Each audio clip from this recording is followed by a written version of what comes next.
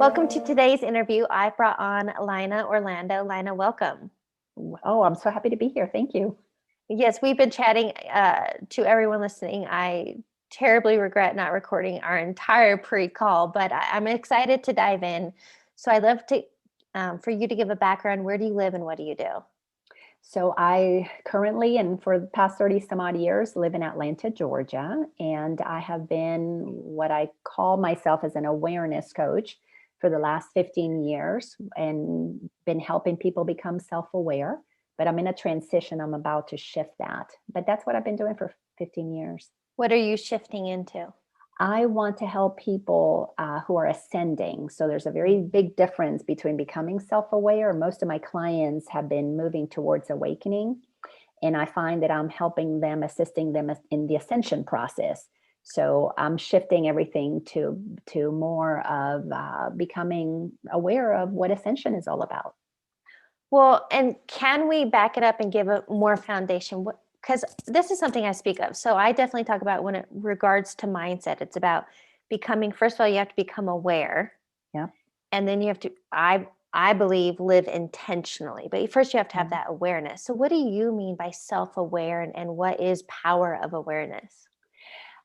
So self-aware is that most people have no idea that we operate from two selves. There's our higher self, our God self, the essence. You know, when somebody says I'm a divine being having a human experience, well, our divine self is our higher self, and it is a capital S self. It's our soul, spirit, whatever you want to call it, but it is our authentic self. And then our human self, it's small s self, that is our mental construct of ourselves. It's what mother, father, teacher, preacher told us we are, or what we have, what we do. So it is an identity that is created based on information received from the outer world. Our higher self is a knowingness that comes from within our inner world. We're born with that knowingness, but our lower S self, small self, that is a construct. It's made up. So, for example, a child that is born, let's say I've got friends who adopted a little girl from China, and they raised her in the US, and they raised her to believe she's American, and she likes French fries and hot dogs and chicken fingers. However, her essence, core essence, is Chinese, but she has become identified as a Southern girl and even talks with a Southern draw. But has she been raised in China, then her egoic self, her sense of self would have been Chinese. She would have eaten Chinese food. That would have been the thing that she would have preferred. So just as depending on where you grow up determines, who you think you are, that's what our ego is. So if you have different parents, you're going to have a different egoic personality. If you are raised, a different culture, you'd have different egoic personality, different egoic sense of self. So becoming self-aware, and the reason I call it the power of awareness, is because if you do not empower yourself by understanding these two very different aspects of self, your natural self, your authentic self, and who you think you are based on what you've been taught, you operate basically at a disadvantage because you never access your true source of power, which is your authentic self. You're constantly, pushing up against the world, attempting to become somebody, because your idea of yourself that is learned from the outer world blocks you from access to your true self. Your superpowers are all in your inner world.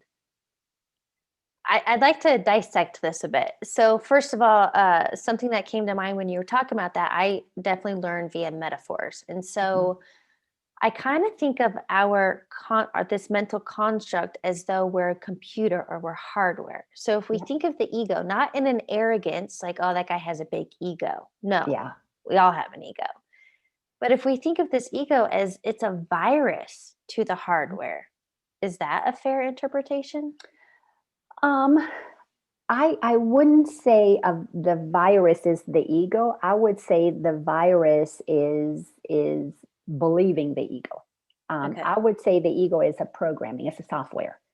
So it's a changeable software. If you decide to delete the software, you delete it. But our arrogance, the lies that we tell ourselves, that software is who we are, is really the virus that corrupts the software, because we're believing something that is changeable. And to me, that's where the virus is. So the mind has to be, we have to train ourselves to question the software, and that's what removes the virus. That's how I would see it.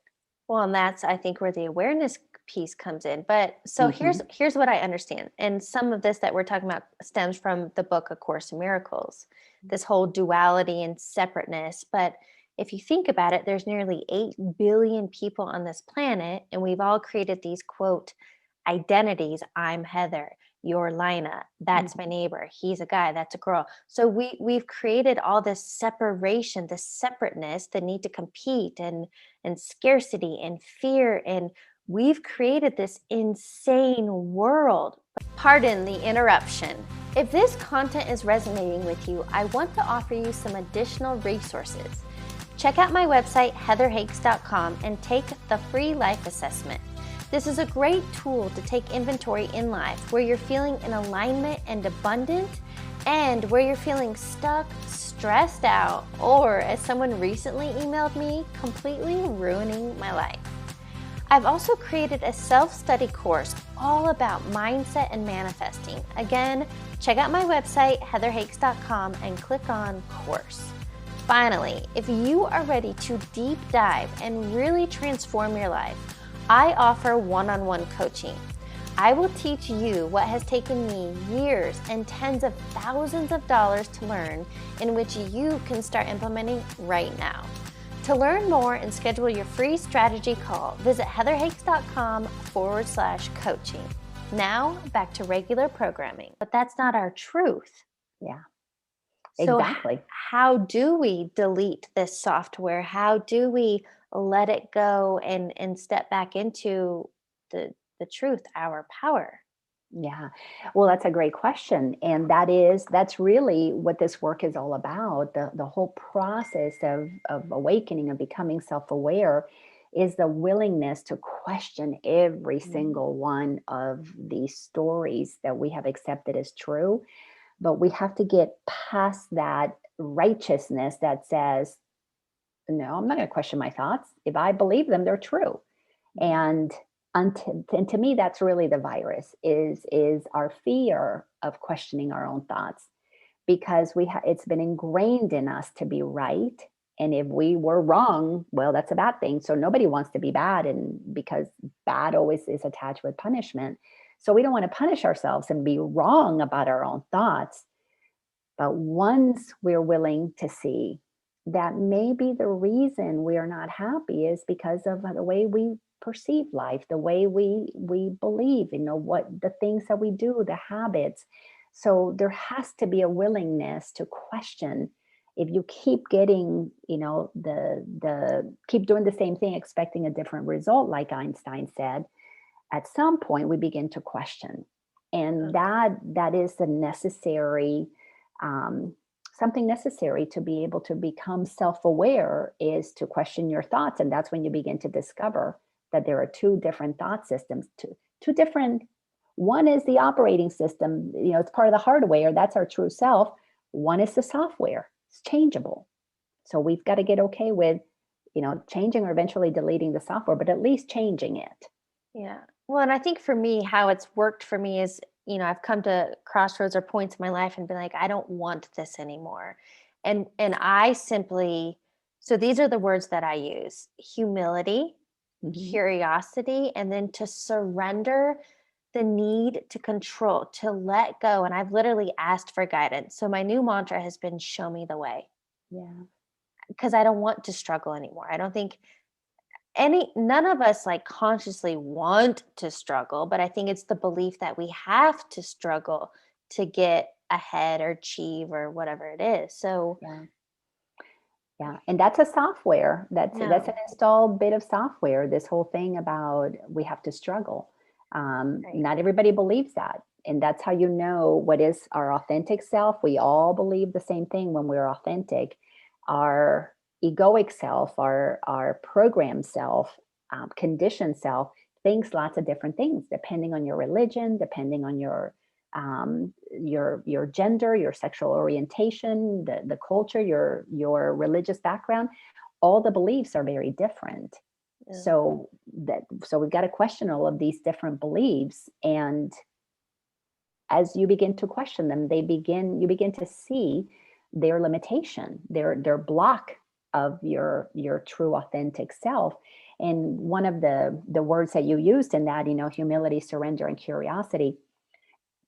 Without the curiosity, we can't move out of our ego's control over our thought system. So we've got to get really curious. This is has to be a gentle process. We have to be Well, gentle with ourselves. right, because otherwise, and I've experienced it, when you become curious and you're learning new things, the ego freaks out and will deter you, because then the ego loses control and power. And well, it doesn't want that. So, how can you kind of tame the ego and it's okay? And I just don't want, like how Yeah. this is, it feels like an internal battle. It is. And since you like metaphors, I'll use one that I used in my classes all the time.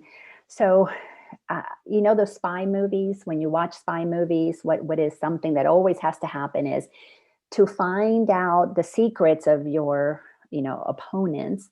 Like I grew up watching, my dad used to love the James Bond movies. So what's the thing that James Bond always did is he always, always, always attempted to get to know the bad guy, or the bad woman. So he would befriend them, and he would befriend them to get the secrets. And after he got the secrets out of them, then he treated them like the enemy and would, kill them, destroy them, whatever. So I look at the ego exactly the same way. First, I make it my amigo. All right, I want to hear what you have. I do. I'm open to hearing all your secrets. Why do I think this way? Who taught me that? Where does this come from? Why do I believe that? So make ego my amigo so I can understand it. All the while, which is something I learned from the Course in Miracles, the ego is our enemy. It is attempting to take us to death, because the ego is that part of ourselves that fears death. So in essence, it causes us to not live our lives fully connected to, fully alive. It's always worried about death and fear and catching something or something going wrong. So that's the enemy to life. So I play with my ego. In the beginning, I spent many, many years, because it's been quite the journey of making it my amigo and understanding it through the process, as you said, curiosity. I decided to be my own expert on myself. And I would question every thought. Well, why Yeah. did I choose to do this versus that? Why do I keep going out with the same person? Why am I in this marriage if I'm not happy? Why do I need that job? Why do I need the, 6 figures? Why is this important to me? Why did I tell my child he had to do this or she had to do that? I began to question every single thought that I had, and it began to open up an entire, it was like almost I opened up all of my software. I do this because mom told me so. I do that because the government says so. I do this because grandmother rewarded me when I did it.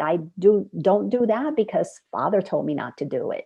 I stay away from those people because that's what society said. I follow these rules because that's what the government says. And I began to see I don't do anything because I want to. I do everything because I'm afraid that if I don't, I'm going to not follow a rule, or I'm going to be disappointed, or I'm going to disappoint somebody, or I'm going to be rewarded by somebody. And I realized that my life wasn't lived by my true self. It was lived by my programmed self. And that's when I went into my dark night of the soul, because I literally had a mental breakdown. I was like, there were 2 people inside of me, and I couldn't manage what I was realizing, because I didn't have the training to understand it. All my therapy that I had gone to, they never prepared me to understand. I had a crazy voice in my head and a sane one. They didn't teach me about the difference. They just taught me to blame all my insanity on somebody else. Well, in So that note, and something a phrase you said is dark night of the soul. Do you think, does everybody have to go there, or can you know, I don't think we have to go to the dark night of the soul to have this awakening and this awareness, but many people do apparently. yeah. So dark night of the soul is not really the right name. From Okay. my perspective, the right name should be the dark years of the ego, Oh, because it is when we're bringing light to the ego and seeing all of our ugly traits, seeing all of our ugly deceptive ways, the ways we manipulate, the way love became conditional, transactional. yes. It is all about self-protection and intimidation, and oh yeah, I mean it's crazy in there. And it's years of seeing how ugly we really become when we are operating from this very fragile sense of self, because that's what the ego does, is it makes us think that we are these victims, but we take on this bully personality. But the we all have to go there. There's no way to not go there. However, the journey doesn't have to be so hard if we have that curiosity to question our thoughts, because so many people enter into this spiritual awakening through the self-help movement and through wanting to become better and make more money and get a better job and be a better parent, be a better lover, be a better something, because we think we're not good enough. Right. So there can be, I've seen a lot of people, especially the ones that I've had the pleasure of working with for an extended period of time. It's an incremental process that doesn't have to be so abrupt. However, they cannot avoid the pain that they experience when they begin to become really brutally honest of how manipulative we are. That's painful to realize that what we thought we were one way, but we actually were behaving in a totally very vicious way. Our ego is very vicious. Vicious. I like this quote. I've heard it before. The ego um, is suspicious at best, vicious at worst. Mm, I like that. Yeah. Yeah. And is the point of the course this whole unlearning, this whole peeling back the layers of this whole facade, or I believe what it says is the smoke screen Hmm.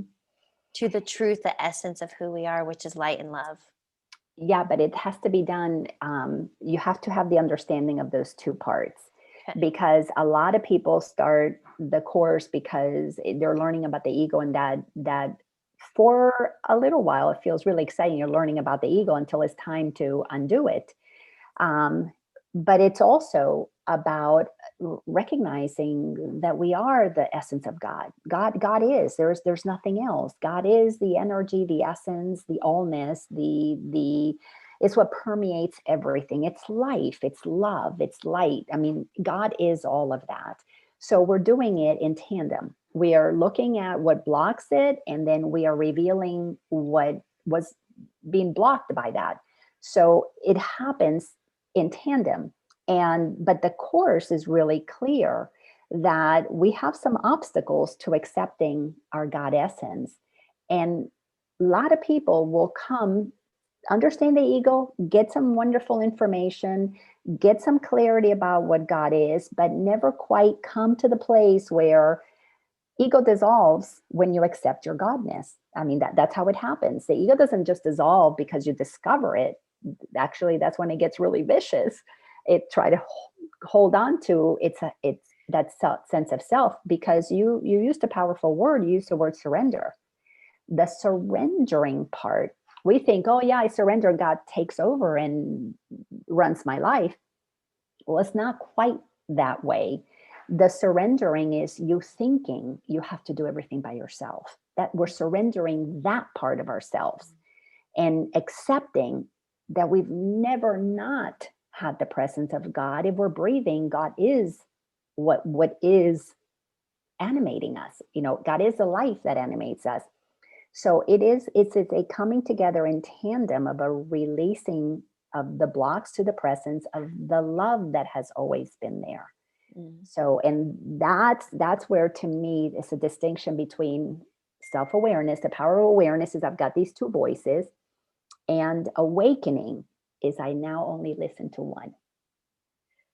Is that daily intention though? Minute by minute, second by Okay. second. Okay, yeah. Because and I think that's what I realized is you don't just wake up one day and you're woke. Like that's just not and for me, again, metaphors, now you get me. I talk about going to the mindset gym. So you don't, this is daily work to build that trust, to build the new focus, to build the trust and the faith in this minute by okay, I like that minute by minute. So I've got some work to do. Yeah. Yeah. Well, but let me say this. It's and there's yes, some people have an awakening, and it's instantaneous. That's how it happened for me. And you connect, something opens up, and all of a sudden, things you did not know before that experience. And for me, when it happened, I sat inside of that connection, that portal opened for about 45 minutes. And I sat in this total and complete merging with truth. I mean, who I thought I was fell away, and I was just being with source, with God, as God. And that high stayed with me for, I'm going to say, probably a couple of days, where I was in an altered state. But then when that experience completed, I had kids. Mommy, make me peanut butter and jelly sandwich. Mommy, take me here. Clients calling.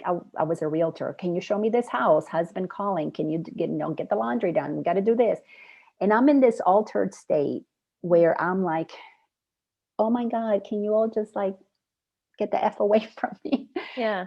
Because I wanted just to feel that high, but we're in the world and we have stuff here that needs to be taken care of. And we have things that are happening that have to be addressed. And that's when I realized, in hindsight, not right away, in hindsight, I realized, oh, when you have that experience, and many of us have them many, many times, you had to have had it. Otherwise, you wouldn't be so determined to just do this. You have felt that transcendence of your truth, which is what makes us seek it. When we become determined to want the truth and nothing but the truth, it's because we felt that. That then informs us of that there is more, and that there's something that has more value, but it's not tangible. You can't go to the store and buy a can of it. So you realize that you've got to do some work to sustain it. That's what the journey is all about. Yes. Okay. Questioning those thoughts. Something you shared with me, this quote that I wrote down, and I want you to explain it. I loved it. So because this is where it came from, I asked you about triggers. And I think, so for me, my understanding, triggers are actually a gift because they're a gift to forgive. It's a lesson. It's, you're being triggered means it's getting something inside of you that you're irritated by. But this is your quote. Every irritation is an invitation to question ego's motivation. Yeah. How do you catch yourself in that triggered moment or experience, conversation, whatever it may be, and go, whoa, wait, I can question the ego's motivation. And, we could give a personal experience or not, but realizing that stop pointing the finger outside of you. Because as you said, projection, it's projecting something from internally. So you explain it. No, you're doing such a beautiful job. Yes, and that's something that I learned from the ego, is that what we don't want to see in ourselves, we see it. We see the liars, the cheaters, all the people out there that do all the bad things, so that we don't see that we are capable of that as well. But they are. Yeah. So when I began to really dive deeper into my process, I began to realize that every single time that I had a shift inside of me, like the course says, a shift in perception, that I felt lighter, it was because I began to take an irritation. Something upset me. I reacted to something, and I was on a curiosity bandwagon. I want to make ego my amigo. I would begin to ask myself, well, why did I react? Why did what they said bother me? What about that did I not like? Well, it made me feel this way. It made me think, that I'm this, and yeah, I'm thinking that they think that I'm that. So I began to question what was there. So the irritation was an invitation for me to dive into that self-awareness. And every single time without fail, it always led me to my ego's motivation, which the ego is always about service to the self alone. Every time I found myself being so freaking selfish, I Mm. came to the place that it was always, everything was about me.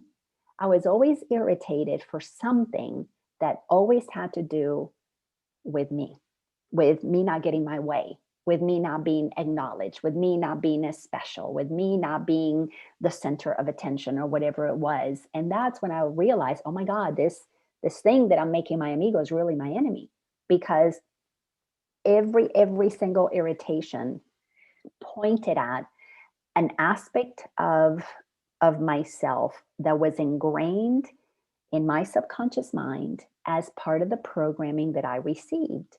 Mm. And it was always an egoic thought system, because it's not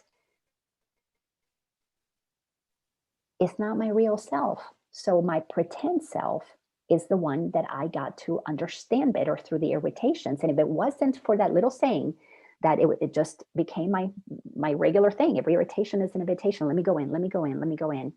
Yeah. I never would have been able to see the layers and layers and layers and layers of the different ways the ego uses to distract us from seeing that we, at the core of the ego, which is why it's so painful to see, it's selfishness, it's greed, it's self-centeredness, Victimhood. victimhood, and that flips into being a bully. And it's Mm-mm. it's a really it's an ugly place inside of us, and we all have it, because Yeah. it's a denial of the goodness of God inside of us.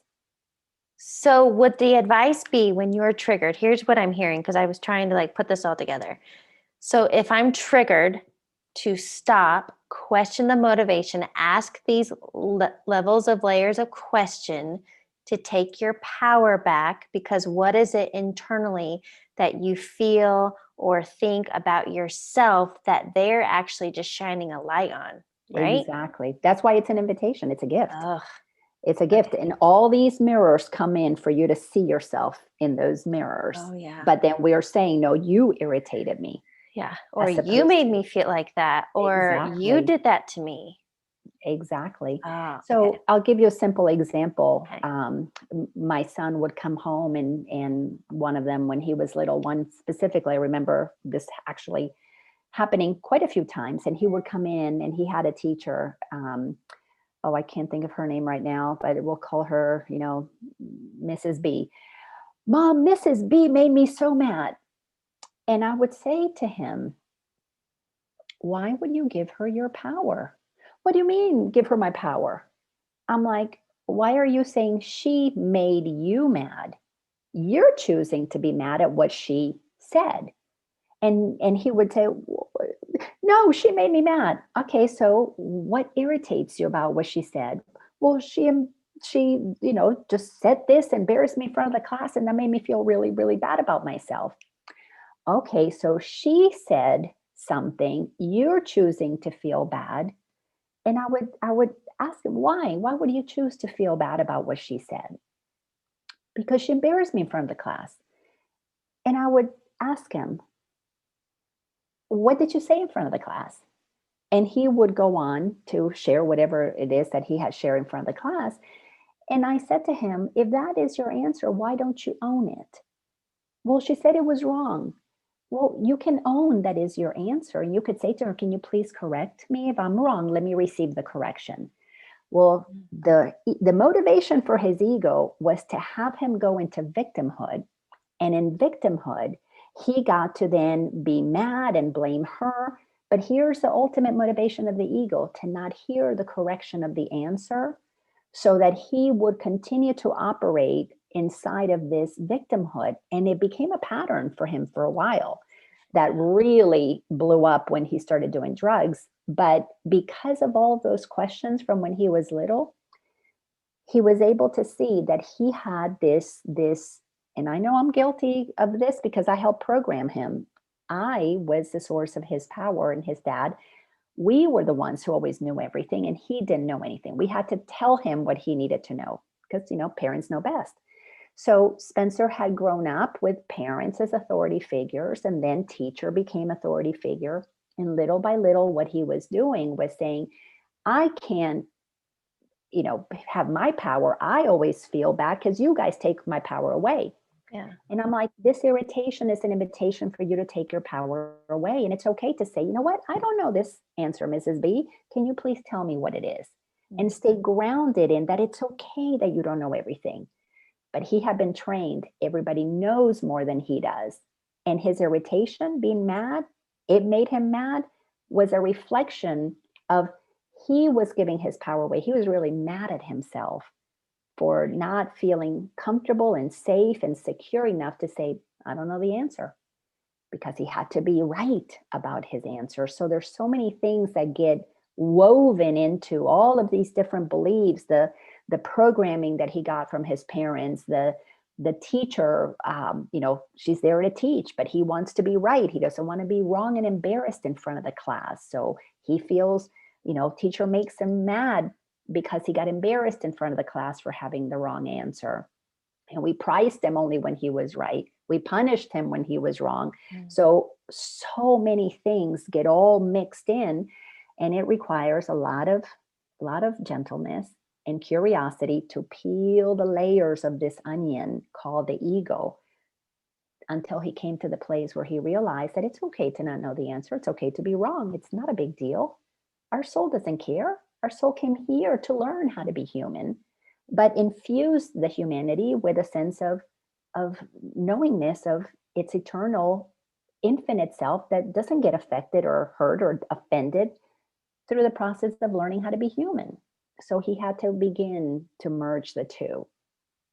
Well, and I love that phrase. It's a lot of untangling. But for somebody who's new to this might be, the ego's deception would be that's overwhelming, that's too much. There's no way I can do all that. So maybe what is just an intro and entry level, okay, to become self-aware and my power of awareness, and then is it what? Just to question our thoughts? Just start questioning. Yeah, and it really, for somebody who's brand new at this, the easiest thing to do is to determine, do you like feeling good or do you like, feeling bad? Yeah. Because if you have a reaction to something, just question, how did that make me feel? You know what? I feel really bad. I feel contracted and upset and irritated. Okay, what do I need to believe? What am I believing about myself that made me feel bad? Well, that they don't like me. Okay, am I gonna get all upset and feel bad inside of myself because they don't like me or they said whatever they said?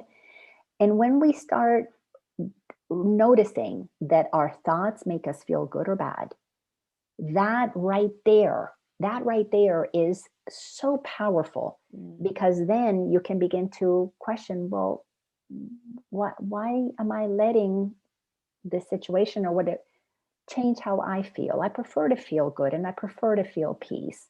Yeah. And that becomes a real simple way of questioning things. That makes me think of an easy way to say it is, do you want to be happy or right? Yeah, I that's choose happy. powerful from the course. But people are so confused about what happiness means. And in the beginning, happiness really should be just peace. Do I want to feel peaceful about this?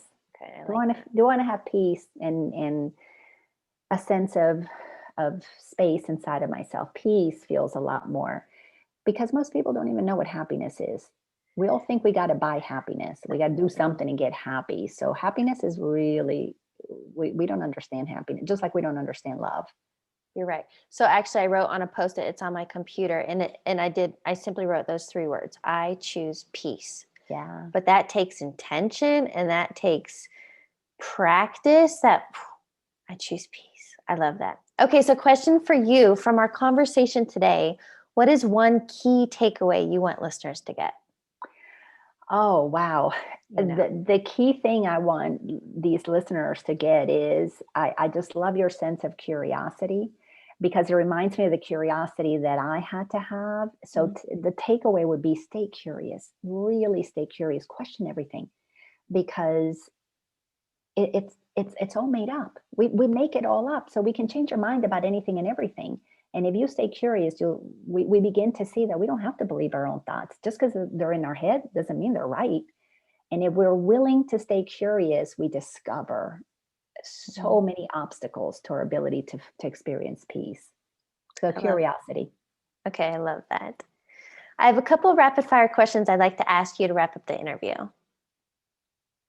The first one being, what is a quote or motto that you live by? I live by the motto of life is meant to be fun and easy.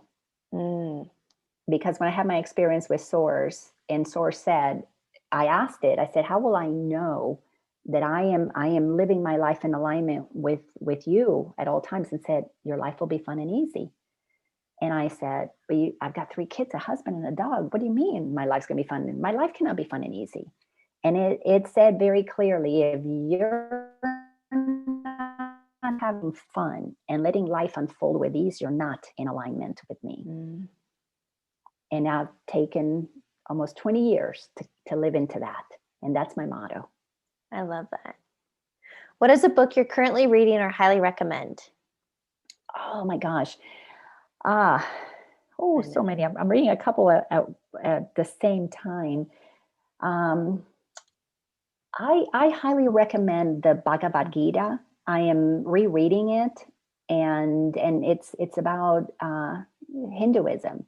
And it says so much of what the Course in Miracles says, only in a different way. It doesn't break down the ego like the Course does, but it's so appropriate for what's going on today, because the setting is of course 4,000 years ago, 5,000 years ago when this book was written. It talks about looking at life as a battlefield, and we're going to have to do battle with people that are family, that we love. And it is a battle that we need to experience, recognizing that we are all eternal. So it's helping me really understand the craziness in the world right now from just it's just a different angle, but the same stuff as A Course in Miracles. So I would say the Bhagavad Gita. Okay. Final question. What advice would you give your younger self? Oh my gosh. Do what makes you happy. If I would have followed my heart, things would have been quite different. However, because I didn't follow my heart, I learned the lessons that taught me how I learned not to follow my heart, which then helped me question all those thoughts, so that now I follow my heart. A roundabout way of going. Yeah. Yeah. That's amazing. And a great note to end on. Laina, thank you so much for joining me. This was a pleasure, an honor. Thank you so much for having me.